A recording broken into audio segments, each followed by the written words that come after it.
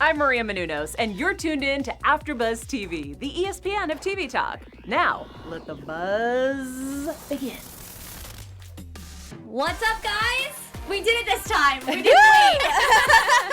Welcome back. Happy Thursday. We're talking about Bold Type Season 4, Episode 2. Got that right, too, this time. Veronica, you're on a roll. Veronica, how's it going? It's good. How are you? I'm good. I'm happy. We got Karla Beltran with me. Hi, guys. And hey, guys, Nasta here. We're here to talk about our favorite show with our favorite besties. And some crazy stuff went down this episode. How are we feeling? Well, I just have to say I am completely satisfied with this episode. Karla's dreams have come true, guys. She has been predicting / wanting this to happen for about 4 years now. Since basically Season 1, Episode 1. Exact. No, literally. Like, basically. Oh my gosh. I'm so excited for them. I can't wait to get into it. It was so cute. Yeah. Well, let's just jump right in. So Jane has to get her mammograms to make sure that, everything is going okay, because she did find out that she carries the BRCA gene, which is obviously a super scary thing to think that, like, it is super routine, but to think that there is a possibility that you're going to get that phone call and how nerve-wracking that could be. And I just love how her friends are there to support her. Yeah. And they're just there every step of the way. Like, it's just so perfect. Yeah, I think that any test as a woman or as a male that you go through, that you could find out something potentially bad could happen, it's super scary. So just to have that additional comfort and those additional people to go along the journey with you it makes it much easier. I agree. I think it's so scary for Jane, because she definitely wants to be proactive and, get these tests to make sure that, she's okay, and if there is something there that they can catch it early. But even in being proactive, you don't want to get the phone call at all of just like, is it good news or is it bad news? Yeah. I think seeing that number pop up is like the scariest thing. Like, it's like when you're waiting for, like, if you've interviewed for a job even, this is on the total opposite side of the spectrum, but you're like waiting for that phone call. And this is that on like a scary, like such a scarier scale.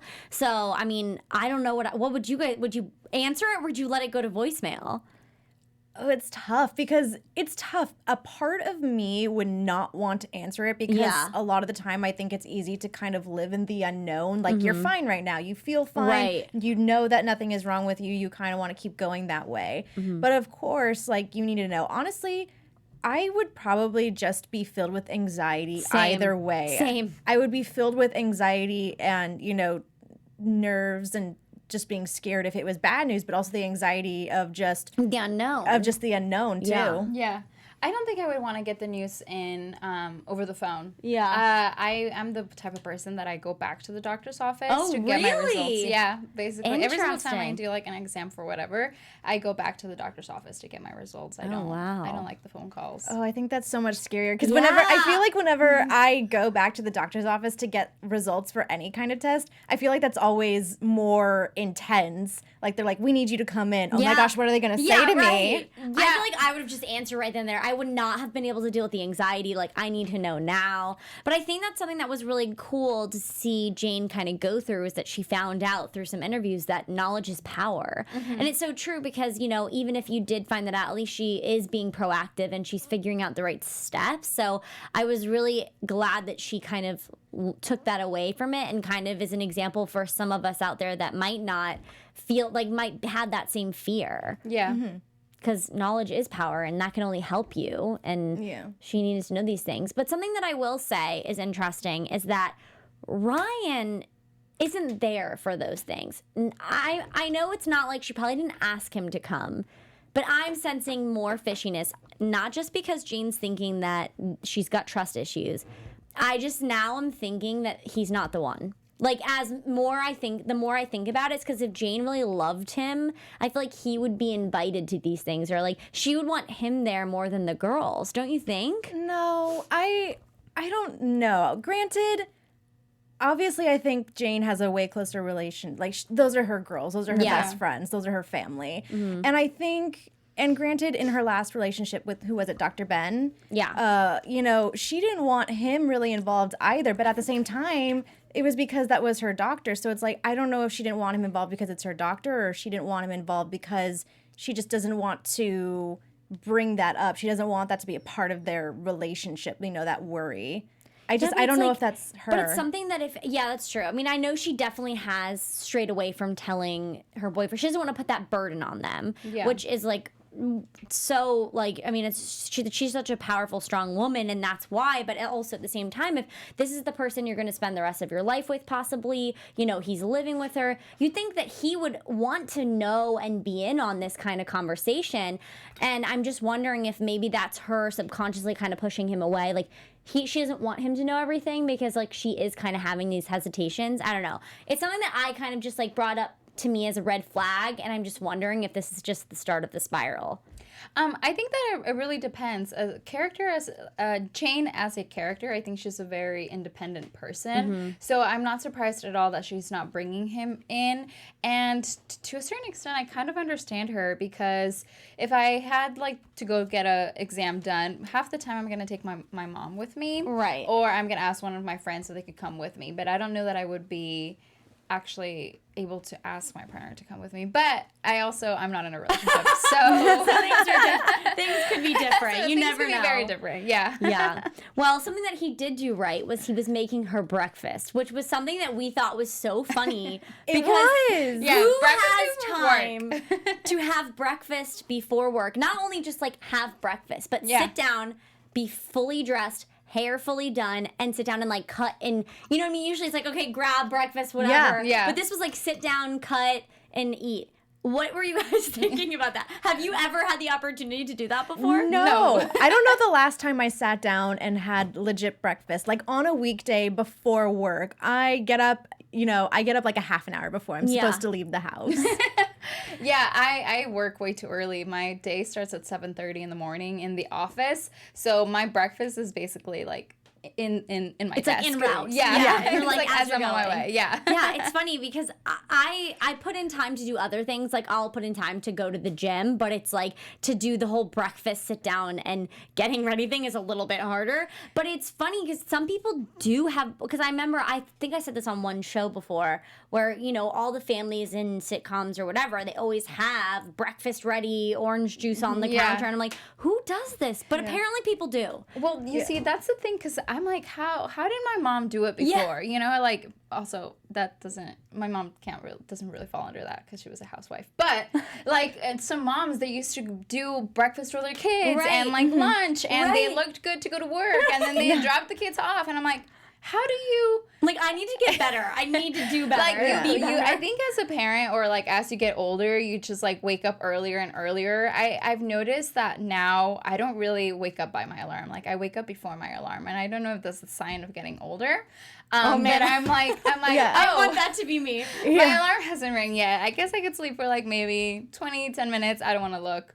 But, yeah, I can't. I'm just like... That's so funny. Get ready and go. I mean, props to Ryan for making her the breakfast. Yeah. But I just thought it was hilarious that they're having a full-on breakfast beforehand. Seriously. This show brings up so many like issues, and it's very grounded in reality, kind of the storylines that it brings in. But there are times where I feel like this show is a great fantasy to escape and just breakfast, like full on breakfast and looking gorgeous and living in New York on whatever salary, but just living in New York in general. Yeah. And having amazing clothes at all times. All times. Fresh done manicures at all times. Love it. No, I do love that. That's like, do you know the show Younger? Yes. It's like that kind of vibe. They just have amazing clothes. But What network is that on? TV Land. yeah. Oh, okay. But anyways, so the other thing that Ryan kind of did wrong, though, in this episode is the fact that he is known to be a partier. He's trying to gain Jane's trust. He's really working to put in the effort there, as we can kind of see. But that was my question, is that did you guys think, or would you assume that he was flirting with those girls at the party when Jane looked over at him? Or do you think that's just him networking? Yeah, it's tough because I like him. Otherwise. I like him as a character, and I really want to give him the benefit of the doubt because I like how, I like their relationship. I like how, especially in the beginning, they were so happy together. And I think that sometimes people are unaware of their personalities. Like sometimes people are just very social and very friendly, and that might just be him, and he's not aware that it can come across as, oh, he's being flirtatious. And especially after everything that they just went through, he probably needs to be even more cognizant of that. I think definitely needs to be more cognizant, because if you're trying to get back in the good graces, like, you've already done something wrong to Jane. So I feel like it's like you can't change who you are, but then also maybe be more mindful of it. Like, you know, if Jane was mentioning that she was kind of by herself sticking in one corner, why weren't you kind of there with her rather than feeling like you needed to be the life of the party kind of thing? I felt like that's what Jane was kind of digging at him a little. Like, she mentioned to him, but then she kind of took it all back. So I don't know. I was just kind of wondering if maybe that's what she was getting at the party. Like, I was standing over there and you couldn't just be with me, or if maybe I was just reading too much into the situation. But I don't know. I guess we'll have to wait and see where that one goes. I'm gonna keep my comments to myself. Wait, why? No, share. I want to know. Because, so one thing, yes, it could be his personality, but I think, I don't want, no, it's okay. No, I'm not you gonna just- say No, it. please go. I am You can't interested. leave us like Go. this. Yeah. I think that it's really hard to trust somebody after they were unfaithful to you. Yeah. And I think that if you were unfaithful to your partner once, you would be able to do it again. Yeah, I think it's like, obviously everything comes in circumstance, but it's like in this situation, I feel like if he's, you know, canceled the book tour on time, or I mean early, and is trying to really make an effort with Jane, I feel like he needs to kind of do a little bit more than usual to make sure he's like, no, I'm not interested in anybody else. And to try not to put that idea back in her head, Right. you know, and him flirting Which at the party was definitely not helpful. Yeah. And the fact No. that he's not aware of it, I think is probably the worst part, you know? Yeah, but I think that's something where I was like, please tell him how you feel, because that's also something that's not going to be conducive for the relationship, because if you hold back your feelings about something that's really eating away at you, it's not going to resolve itself, because it's going to eat away and eat away and eat away, and then you're going to be mad one day and it's going to be a whole blow up situation. Yeah, I'm kind of curious on why she doesn't want to talk to him about that. She will. Yeah, I think she definitely will, but I don't think she wants to, because I think she doesn't want to. She's like, obviously Jane is very aware of everything that she does, and I think she knows because she took him back. She wants to maybe give it a little bit of a, like, you know what I mean? Like, she's like, okay, well, I need to give him a little bit of the benefit that these are my trust issues, and let me figure out how I'm feeling first, because she didn't even know why she was having those dreams. You know, so I feel like she really wants to, like, figure this out first before she goes and tells him, because that's just how she is. She just, like, wants to figure it out and not put the burden on him, and, like, then once he knows that she has trust issues, then it kind of might escalate from there. So I think she wants to tame this thought before she proceeds in telling him. But I was kind of like, sense. tell him so we can get past this hump, you know? Yeah.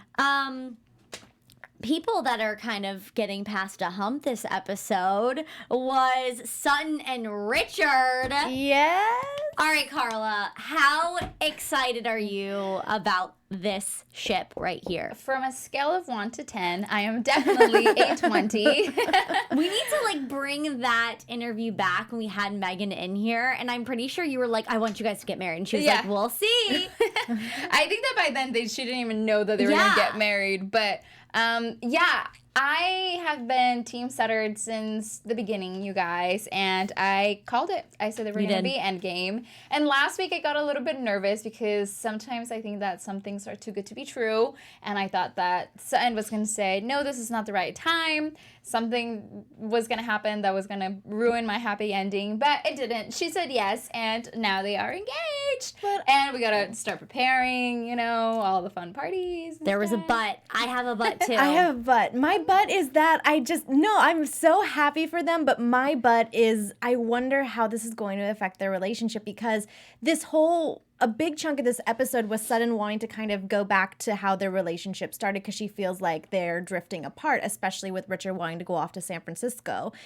And she was already worried that they weren't spending enough time with each other. And now the fact that they're engaged and he's about ready to go off to San Francisco, it's like, well, we just got engaged. I want to spend even more time with you, and then you're just going to up and disappear. And now the fact that he's quitting Safford, when he comes back, what's going to happen? Yeah. I was saying the same thing.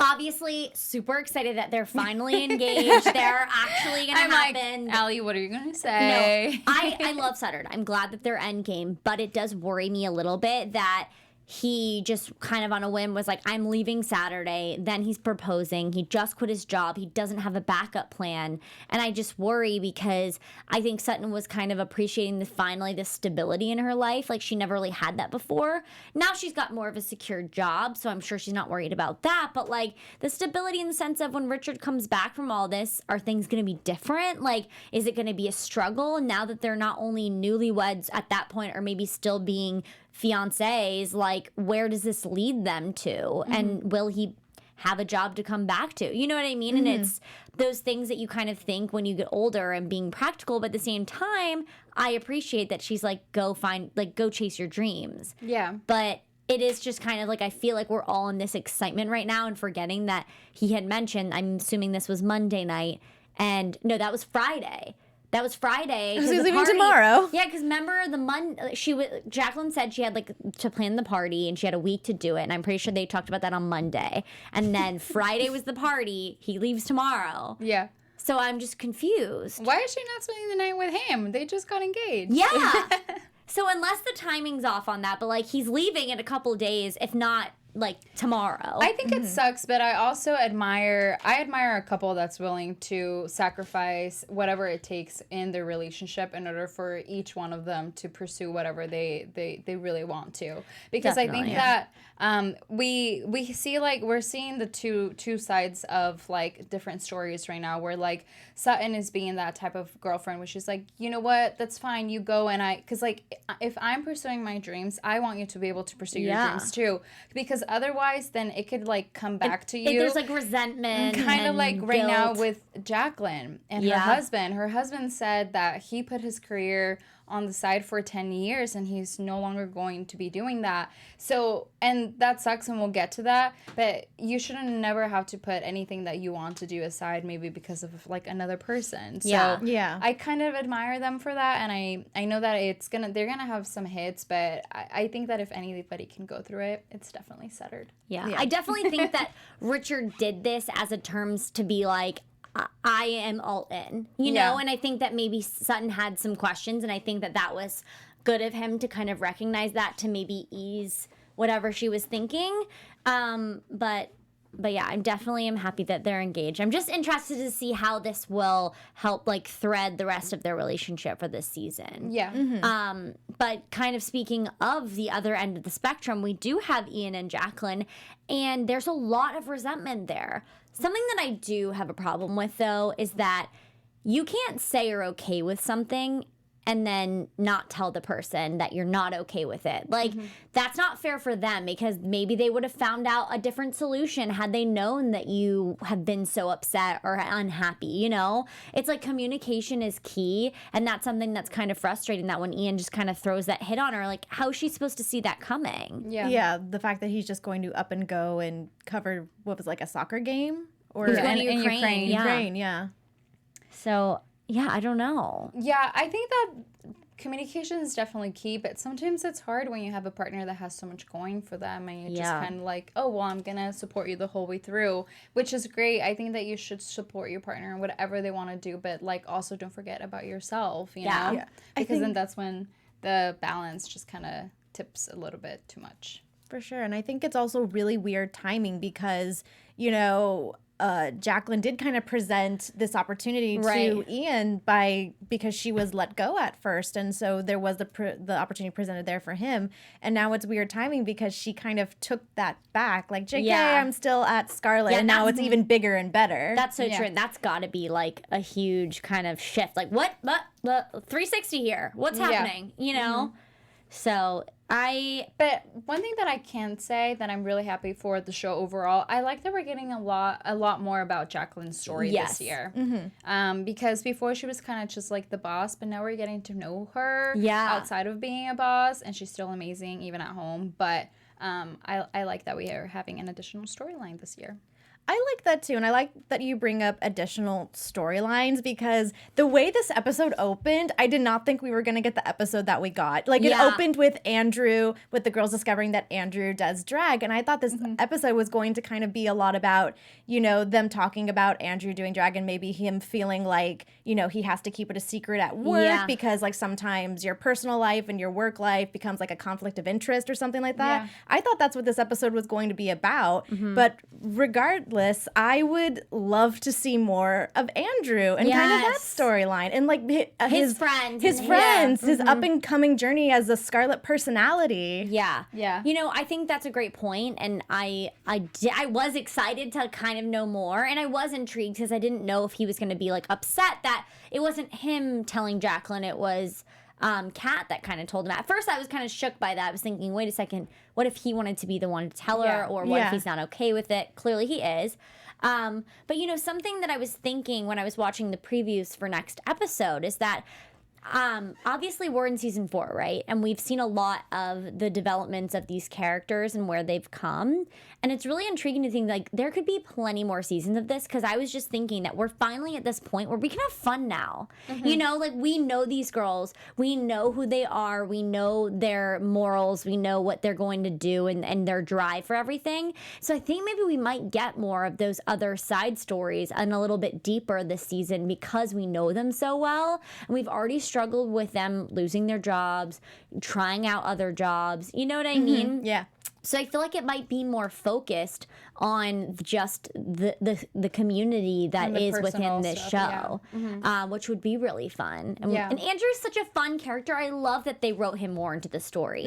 Because in seasons past, you know, it was just like a quick nod here or there. But now we're getting full Andrew, and he just seems great. Which is really nice. I want to give a shout out to David in our chat, who is saying, I'm definitely feeling that something bad is going to happen in Jacqueline's relationship. Yeah, that was one of my predictions last week. I was saying that we're going to probably see the scale tip a little for her. Which also is funny because I felt like I sensed this weird, this could be totally outlandish, but like, and I know Jacqueline wouldn't fly for this, but I felt this weird kind of like chemistry between her and RJ. I questioned that because he sent her the flowers, and I'm just like... Yeah, it was, and that was something where you guys, I totally missed this.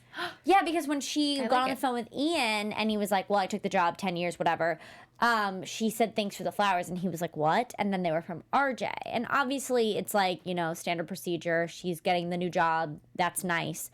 But then when he came and said something to her, I don't know, I just feel like maybe he realized like, wow, like she put me in my place. You know what I mean? And she had people put me in my place, and maybe I needed that, like, as, like, to... I don't know. Do you think it sparked some kind of romantic attraction, or do you think it sparked respect? Respect. I think respect. Okay. Maybe that's what we're seeing, too, is that, like, this is just... I think that before he didn't really see her as an equal, and now I think that now he appreciates her. That's why he's, like, able to compliment her. Yeah. Man. So it'll be interesting to see like how long they're gonna keep him in the storyline, because the last board lady, we don't know what happened to her. Yeah, where'd she go? She's gone. We have no idea. Last but not least, Kat had this interesting storyline with trying to figure out like, you know, kind of reconcile her past with Bella Diaz. Something that I kind of felt spoke a lot about Kat's character this episode was the fact that when she goes in on something, she goes all in. And it like tears her up inside, you know, when she finds someone that she just like wants to tear down the walls and like figure it out right then and there. And I kind of noticed that's exactly what she was doing with Bella, and she's done that with many other characters we've like that have crossed her paths in the past. Do you feel like this is something that could spark into a romantic kind of thing, or do you think it's something where she's now feels like she kind of has an ally? I don't think that this is going to spark a romantic thing at all. I think that this is her trying to figure out how she's feeling about not being with Adina, and she's not really seeing anybody right now. So I think that I think she might be in the limbo of like, I don't really know. Right. Like, maybe I want to do both at the same time, or maybe I just, And I think that she's just not confused, but she's just trying to figure out what she really wants. Right. Yeah, I agree. I don't think that this is going to turn into anything romantic. I do think it is partially Kat wanting to figure out her feelings for Adina, but I also think it's about Kat trying to kind of realize that everyone has their own timeline. She came out when she felt comfortable to come out, but Bella still doesn't feel 100% that she is ready. Yeah. Yeah. And I think what was great to watch, too, is that she was kind of seeing someone else that could understand what she was going through. Because, when Jane and Sutton are talking about it with her, she has, they have fun banter and conversation, but I feel like she also feels like there's something that she doesn't know how to explain. And I feel like her and Bella could form this really cool friendship from this because they're able to kind of help each other figure out whatever they're feeling and just kind of help Kat through this. Because it's like Adina kind of just left her in the wind. Do you guys think we'll see Adina again this season? I feel like we have to, right? I don't even remember how it ended with them last. Oh, yeah, she got a job at Scarlet, so we will definitely see her. I don't know why she's not there now, but she got a job at Scarlet.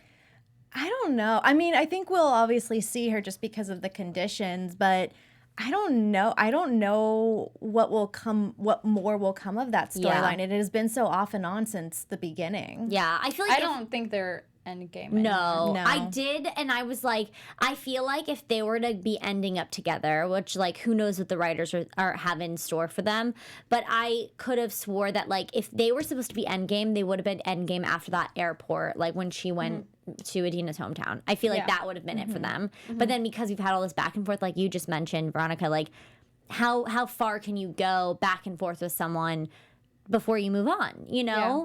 So maybe that's what Kat's kind of... Maybe that this friendship with Bella will help her to move on and figure out really what her feelings are towards Adina and how she can move forward. Yeah, definitely. So much fun to be had in this season. But before we get into our predictions, we would love to get into some news and gossip. Karla? Yes, you guys. Hopping right with Kat, Miss Aisha D, you guys, during Christmas time, came out with a cute, really super cute Christmas movie called Ghosting, The Spirit of Christmas. And Aisha does this movie, and I want to give a shout out to my dear friend Kendrick Sampson. He looks super handsome. He goes on a date with Aisha, and she tragically has a car accident where she passes away after she had the greatest first date of her life, and she basically ghosts him. For the whole movie. So you guys should totally check it out. We need to support our girl Aisha. Is that also Megan? It kind of looks like her. That's the she kind of looks like her, but no, that's the girl from, I don't know why I'm thinking Parent Trap, but it's not her. I know what you're talking about, but it's not. But no, it's a really cute movie. I watched some of it over the holiday season, and it's adorable. Yeah, so the holiday season may be over, but you could totally find it on Freeform. And hey, Valentine's Day is coming up. It's about love. Yeah, not really, but it's about ghostings. Well, no, because she comes back as a ghost. Yeah, right, to help him. So it's kind of about love. So it's cute. Yeah, it's cute. Alrighty, anything else? Nope. Great. Alrighty, so let's do our special segment of the week, or of our show, which is our boss babe. Who is the bossiest babe of the episode, and who do we look up to? For me, this is a hard episode, but I think I'm gonna go with, I think I did Jane last week, and I might do Jane again. I think I have a favorite character. And the only reason is because she actually owned up to what she had to do. Mm-hmm. She went ahead and she finally got her mammogram, and she found out that everything was okay. And the fact that she even took that step forward to because you never know, it could have been a 50-50 chance, and she went for it. And I think that's really powerful. Yeah. I wish I remembered her name more, but the previous editor. Yes, Pam. Yes. She's definitely boss babe. Yes. We talk about how, we still have a long ways to go in terms of change, but she even had further ways to go. I think she really helped pave the way for someone like Jacqueline to kind of make the progress she's making. Mm-hmm. Definitely. That's a great awesome. That's a great one. Yeah. I think I'm going to say I'm like, that's a great one. And now I'm just wondering, but I think that Jacqueline might have been my boss babe of the episode just because, you know, she's learning everything new. And I feel like she has this extra spark about her recently. She seems like really rejuvenated and excited. It's just like all these great ideas. She just knows how to control a room and make sure that everybody does the best thing. Her ideas are great. I just think that she leads such a great example of being the head of this company and how everybody should be towards their employees. You know, she makes them feel like family. And I just feel like that came across this episode. But obviously, excluding the other dramas that has happened. But she's very supporting. Yeah, and I just think that she did a great job with this, like the event that she had to put on such a short notice. I just think she's a boss. We agree. Yes. I agree. Alrighty, guys, let's do some fun predictions. Your AfterBuzz TV predictions. Alrighty, who's going first? Oh gosh, no, I don't. Okay, I'll go first. Jane is going to talk to Pinstripe, and they're probably going to come to some sort of arrangement. And Richard's going to leave, you guys. And I know it's going to be really hard for Sutton, but she's going to have her girls there. And I think that since I brought up Adina, I think we're going to be seeing Adina really soon. So, yeah, we'll see. I think Kat might get more responsibility with digital this season because I get the impression that Jacqueline is going to try and balance her marriage as much as she can with her new position. So I feel like that might mean giving Kat more responsibility. Yeah. And I hope Jane expresses her concerns to Ryan. And I kind of want to see, you know, if they are able to bounce back from what happened. I think that's a great one, but I have the opposite of that. I have a feeling that Jane and Ryan are going to break up. I just feel like they might be able to stay friends. Maybe they're going to break. Yeah, maybe they go on a break. They're on a break. Yeah. I just feel like they're going to just need to be apart from each other. You just got that. It's like, we were on a break. yeah, I just think that they might come to this crossroads, and I'm just wondering how much Jane's going to want to put that much effort into it, but we shall see. Other prediction. Yeah, I think that Jane's going to go out and have some fun. Yeah, I think she's going to be like, I just want to be single and do my thing or whatever. I don't know. Actually, that's one thing that I would really like to see. I think that more often we always get stories of somebody following like some sort of like relationship, some sort of like love or whatever. And I kind of would love to see one of the girls, or maybe in the show itself, somebody just be, you know what, I don't want to be in a relationship. I just want to have fun and be happy and be satisfied with myself and just move on, you know? I think that's a great point too, because we've all been in our early 20s or our 20s in general, which are so trying and taxing and hard and just everything under the sun. And most of the time, like, you go through spells where you are single for a very long time and you feel like, I don't think I'm ever going to meet anybody. Yeah. Like, am I meant to be single for the rest of my life? Am I meant to just be here to, like, you know? So I feel like it would be kind of relatable to be able to watch that on camera, to be like, oh, like, no, wait, okay, so it's normal to feel these things, and guess what? My Prince Charming could happen now, it could happen when I'm 30, it could happen when I'm 35, like, it doesn't have to happen right now. Yeah. And I feel like that is something that the bold type would probably be the one to take on. Yeah, I think it would be really nice to see them kind of tear down that, like, that timetable that sometimes we put. And, like, ourselves were like, oh, I thought I was going to marry this person. Right. Or I thought that I was going to be married by this age. Yeah. And it would be really nice for them to be like, you know what? No, that's actually not what I want at all. Right. And like, it would be really cool to see her storyline take, like, because I think if anybody were to have fun and just be single, it would either be Jane or Kat, really. Yeah. Because Sutton is already tied down. But Jane would be a really fun character to see do that. I mean, with Jane, we kind of saw it at the beginning of this episode, too. As soon as she got her mammogram, like, she was happy and ready to go out. Yeah. But I think with Sutton, I think even Sutton can kind of, I mean, obviously she's not single, but I think she can still have that mentality of going out and having fun and not letting Richard being far away holding her down. Yeah. That's true. Yes. Like, showing that, like, Let's be long-distance bold. relationships can work. With the right people, like, anything's possible. Exactly. Well, fun episode, ladies. I'm ready for next week already. But in the meantime, where can they find you on social media, Veronica? Yeah, everyone, you can find me, Veronica Valencia, on Twitter and Instagram at @itsme, Veronica_V. And you guys, I am Karla Beltran. You can follow me on Instagram at I am Karla Beltran. And hey guys, Nasta here. Find me on Instagram at AllieGirl. And of course, follow AfterBuzz TV on all social media platforms. We'll see you next week. Bye guys. Ciao.